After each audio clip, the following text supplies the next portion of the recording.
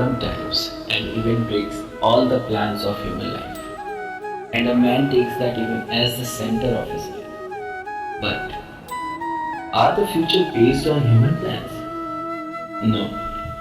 Just as a person who climbs the highest mountain made a plan to climb when he's in the bottom, does that plan help that human to reach the top of the mountain? No.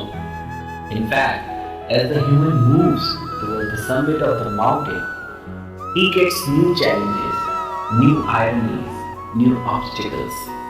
On each step, he decides his next step.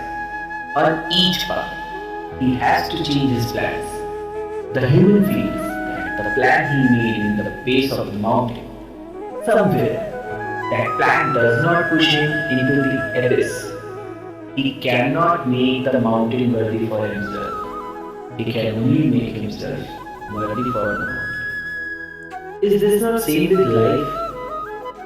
When a person takes a challenge in life and make it his center, the pace of his life stops.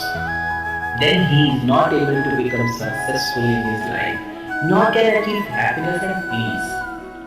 That is, instead of making life worthy to yourself, making yourself worthy for life is not the only path to success and happiness. Think yourself.